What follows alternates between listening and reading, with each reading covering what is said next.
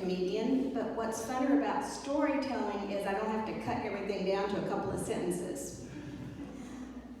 In 1953, I was born with a full head of coal black hair. In 1955, when I was 2, the hair was gone. So my parents were waiting for the hair to grow back. But it didn't. When I was 5, they thought, what's going on? We don't know why her hair isn't back. But cortisone has been discovered as the miracle drug. It's going to cure everything, aches, pains, but we'll try it. We don't know what kind of disease your daughter has, but let's give her cortisone. So I see pictures of me, and I'm all moon-faced, and I literally almost died of chickenpox because I didn't have any immunity because of the cortisone, which we don't know at the time. So, luckily, my grandmother was wealthy, and we flew to New York, and we met with some scientists. I don't remember any of this, I just know we did it. And she had a little wig custom made for me because I was starting kindergarten. So I wouldn't look different from the other kids. What I find interesting as I started thinking about this story was I didn't know, maybe until first grade or second grade, what this hair thing, not having hair, meant. Because I was protected. There's no pictures of me between that baby picture and I got all this hair until I have this picture of me all moon-faced with a little wig on. So there's no in-betweens. So it was interesting as I was thinking is when did I realize I didn't have any hair? Or that it was going to be a problem? Because this isn't the 50s. This isn't now where it's kind of cool, right? You can be anything you want. Back then, you did not want to be different. So I probably remember things happening maybe second, third grade. Because we didn't have little girl wigs. I outgrew the custom-made ones, so I'm wearing wigs that are made for old ladies. But I'm 6 and 7, so it is noticeable. I also don't have eyebrows, eyelashes, anything like that. My mother, I can still see the red Maybelline eyebrow pencil, and it is so sharp. And this is before I'm going to school. I'm sure my mother hated doing this every day. She'd look at it, and then she'd just press into my forehead and draw these lines on my forehead for my eyebrows. Now, this is in grade school. I don't know if anybody would have given a shit whether I had eyebrows or not. But I think for whatever reason, did she have resentments because I didn't have hair, that this was like a thing? Because it really hurt, but I couldn't tell her it hurt, or I'd be in trouble. So, I make it through the grade school, and I am lucky. I have friends. I have people who tease me, but I don't have this great bullying background. For some reason, I think I was able to get through it. I really don't know how, I just did. I was always friendly, I was always nice. I couldn't be mean to anybody because they would pull my hair off if I was mean to somebody. 7th grade, junior high, gym class, locker room. Now, my hair loss is called alopecia universalis. No body hair, 100% hair loss. So I'm in the locker room, and we're supposed to take showers where everybody's undressing, and I'm noticing I'm not getting the pubic hair. And I'm told, well, maybe when you start your period. I bet you the hormones.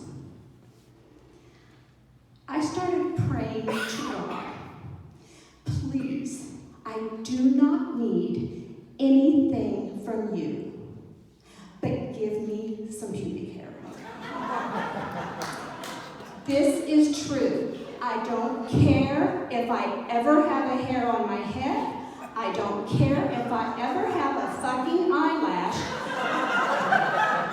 Give me some pubic hair. So, I'm hiding in the corners. I'm not showering. I can't tell you how I got dressed because at that time, we are wearing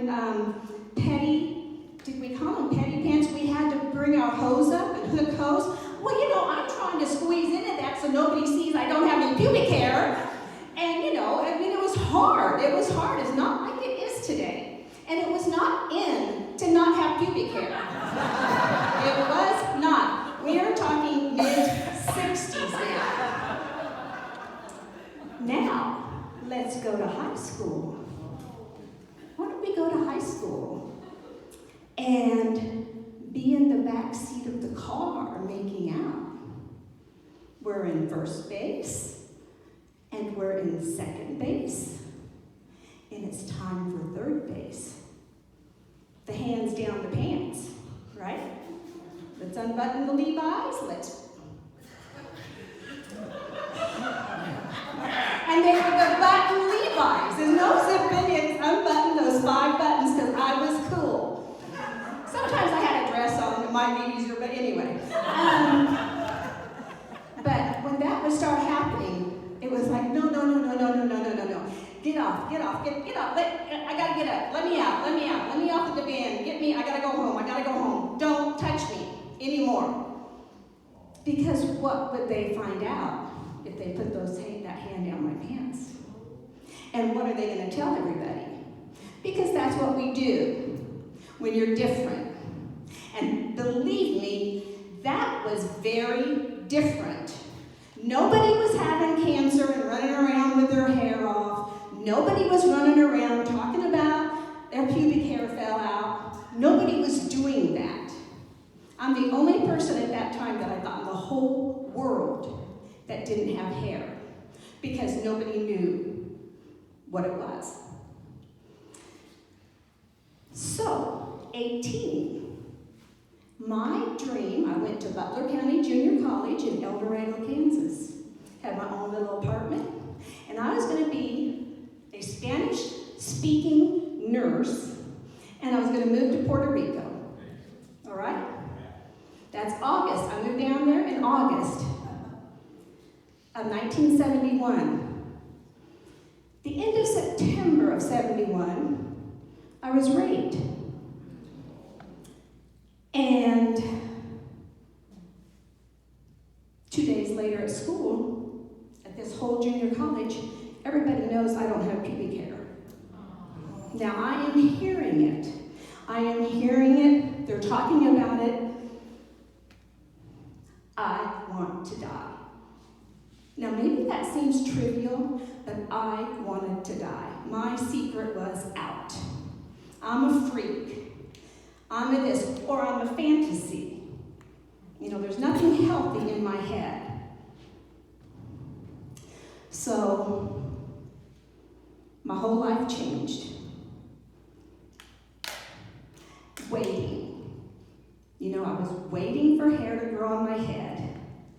I waited for, we even used to put cortisone and steroid creams on my head, and I would sleep with a shower cap because that was going to create sweat and heat, which would stimulate the hair follicles, of which apparently I don't have any hair follicles, but we're going to act like we do.